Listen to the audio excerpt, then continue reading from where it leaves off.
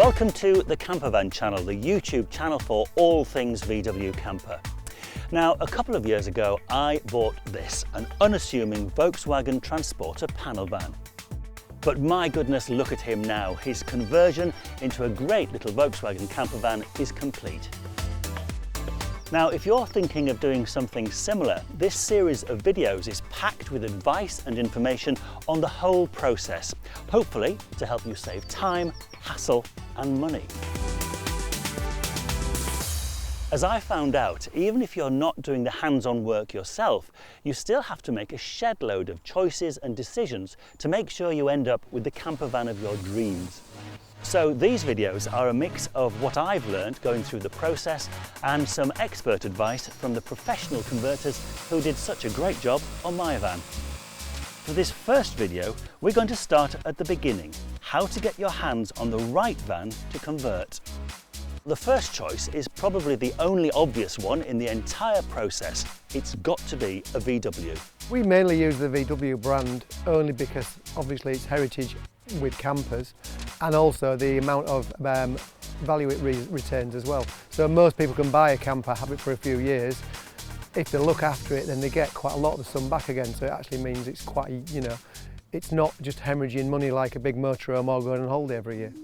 Mechanically, another good thing about the VW is we don't need to ever do any repairs to anything because they just never go wrong. That's our experience anyway. In terms of which transporter you have converted, in terms of its model, is it mostly T5s and T6s these days? To be fair, we're now on to T6s, T6.1s, but pretty much they are the same van. They've just been tweaked and modernised a bit, that's all. So what's the real difference between the T5, the T5.1, the T6, the T6.1? So the body shell is the same, however they've just got facelift dashboard, different bumpers, and they've just got more modern tech on them like driver assist, parking sensors. Just the newer they get, the more stuff they've got on them basically. So the space they offer in terms of camper van conversion is pretty much the same? It's exactly the same, yeah. When I started looking for an actual donor vehicle, I found the easiest way was to use an online classified ad service like Auto Trader. They've got sections for vans. You just fill in the details of what you're looking for, like age, colour, mileage, type of engine and gearbox. I specifically wanted an automatic, which is a bit rare, so it's really useful to have a filter like that. The results come through instantly, and you can even sort them in order, like lowest price to highest, and even by how far they are away from your home. The results are a mix of vans sold by dealers and by private individuals. Personally, I'd try and find one from an actual VW dealer. They go up to about, probably at the most 5 years old, only because then you are buying an exact VW product from a manufacturer and you know exactly what you're getting before you convert it. I find privately or even from another garage that isn't a VW dealer, quite often they're more expensive than main dealers, because you'll find that a man in the streets put wheels on it, he's done this to it, and he'll expect more money, whereas you get just a van from VW. Otherwise, I would possibly go to one of the big lease companies that are a bit older, like Van Monster or something like that, where you would get a guaranteed van that's been serviced. You can use Auto Trader, but I'd always try and use a reputable company and always try and find a van that is just physically a van that hasn't been tarted up by anybody to start off with, because then you'll get a lot better value for money. Now that's all very well, but once you start searching, you'll notice that Volkswagen Transporters come in all kinds of different body types. There's the simple panel van, a windowless box with a sliding side door and usually rear barn doors. Then there's the Kombi, a kind of combination between a panel van and a people carrier. With a Kombi, imagine the cargo area of the van has been split in two. The back end is still a van, but the front section now has a row of seats and centre windows have been added.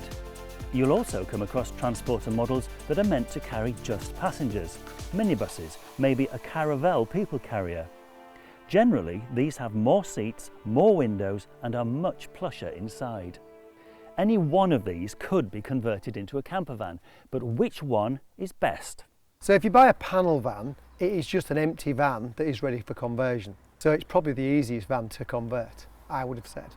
Then you have like your Kombi van, which has got seats in and windows and a tailgate, which a lot of people convert as well. However, then you've got to take all the seats out and find somewhere to get rid of those before you start converting. And then you get shuttles and caravelles. They're more of kind of a little kind of minibus. Again, they've got an awful lot of stuff you have to take out before you convert them. And there are a lot of converters that won't actually convert them because it's too much hassle to take it all out. And all of the extra that you're paying for all that stuff in the back of a Caravelle, for instance, it's going to be, you're going to lose it anyway. You're going to lose it anyway. Sometimes you can sell it all, which obviously then would come off the price of your conversion. However, quite often it'll end up costing you more in the long run.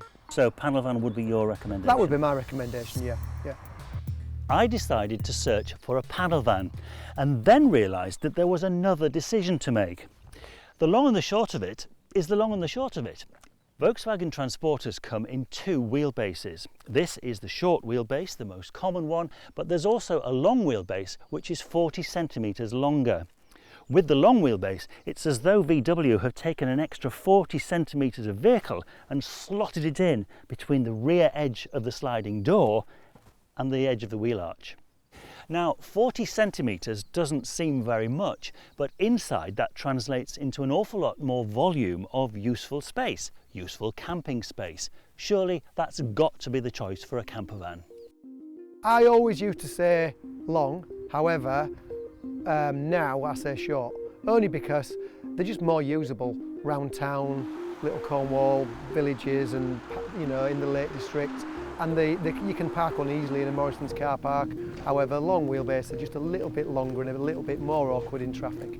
But yeah, don't get me wrong, I did used to drive a long wheelbase one myself for years, and I've just kind of adapted to, well, actually, I think the short's probably a little bit nicer. Now, there's one thing about vans that you don't have to worry about when you're buying a car, and that's their beefiness rating. A row of transporters for sale could all look exactly the same, but they may well have been built to carry different weights.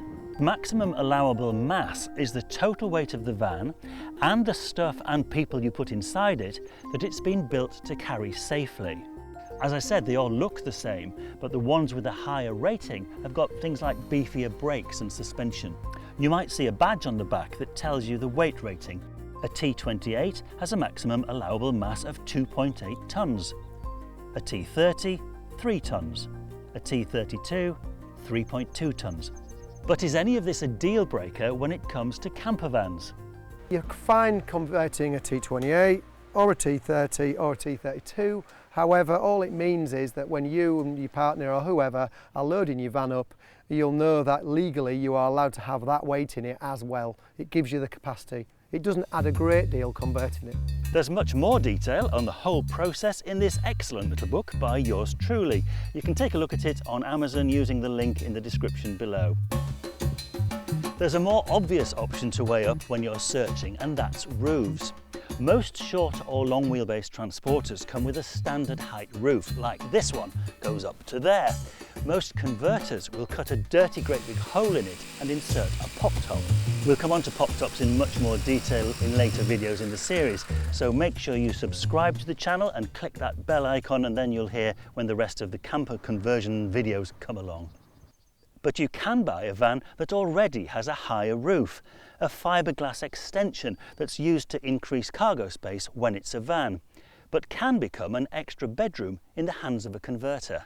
All personal preference. However, if you get a high roof, you are restricted going onto ferries, and you've got to book a certain space, going into car parks. A lot of them have barriers, and our vans go under a 2 metre barrier, and I think that's quite important, to be fair. It just means you can go in more places. There's one thing to bear in mind. Folks who do go with a solid high top say they make for much better insulation than the soft canvas sides of a pop top. As always, and everything to do with VW campers, every choice should be guided by how you eventually intend to use your camper van. And that includes a decision on what's happening at the back end. Do you go with barn doors, like I did, or the more popular tailgate? Everybody seems to want a tailgate. However, it's kind of, you can't get stuff out the boot when you're in a tight car parking space. People say with a tailgate that basically you can stand under it when it's raining, but whether you actually do or not, I've got no idea. You could also just be inside your camper, so it's total personal preference. Engines. It's all a bit of a mystery what happens in there to me, to be honest, but the main thing to remember about Volkswagen Transporter engines is that over the years there's been a huge range of different sizes and power outputs. Now, a low power may be absolutely fine on a delivery van doing door-to-door deliveries around the city, but what about a camper when it's packed full of all that camping equipment, luggage and of course the family? Do you need a certain power to be able to carry the weight of a camper and its converter? Not really, to be fair. We normally personally, on even our own vans, which that is there, only go for about 110 brake, and before that it was 102 brake, because it's a camper. You're just going to be bimbling around. You don't need a massive engine, and it costs you a lot more. And you know why? My van has 140 horses under the bonnet, which with the automatic I think is absolutely right. But with a modern transporter you can go up to about 180 horsepower. There's one choice that you might not even be aware of when you start looking for a van, and that's its trim level.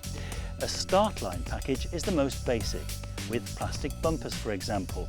Trendline is the kind of middle ground with a bit more equipment. Mine is a Highline, and when you reach this level of spec you get colour-coded bumpers and mirrors, rear parking sensors, heated windscreen and mirrors, aircon, lights that turn when you corner, all sorts of car-like extras. Does it really matter from a camper van point of view which of those trim levels you get on the van? It doesn't matter at all. However, if you can get a Highline, it comes with loads of spec that basically if you fit it after will cost you way more than what it would have done if you just bought Highline in the first place. And they are just a nicer van. Presumably you just go for the best condition that you can get. But if you're buying privately, for instance, and a van has been a builder's van or whatever, presumably there are things you need to look out for. What would you say you've got to be careful about with condition? I mean, internally it doesn't really matter. It can be as battered as it wants to be, because obviously once it's converted you just renew it all anyway. Does the van drive well? Has it got full service history? And that's about it really. And is it tidy on the outside? So if there's things like, if it's had heavy objects in it and the floor's got a few dents in it, what happens then? Unless it was really bad, but to be honest with you, we've converted builders' vans before that have looked terrible in the back, and then you convert them and someone opens the back door and they're like, it's just, you know, they're like, wow, how did you manage to do that? But it's not difficult. One more thing. If you're buying a used transporter, it's obviously been a commercial vehicle, a workhorse, so its mileage may well be much higher than a car of about the same age. The question is, would a high miler transporter still make a good camper van? If you have got enough money, then buy a van with low mileage because it will be in better condition. However, we constantly convert vans still that have done 80,000–90,000 and they literally drive like a brand new car. And you've got to take into account that because you're going to use it as a camper, the average mileage will drop, and in say 3 years' time it will be more like average mileage, and those vans are designed to do 500,000 miles. So to be honest with you, it doesn't really matter as long as you're quite happy with the van. Hopefully that's all going to help you find the right van for conversion. The next job is to find a converter you can trust and start making all those choices about what's going to go inside your camper van. Don't forget that great book, The Beginner's Guide to Owning Your First VW Camper. It's all in the link below. But for now, thanks for watching.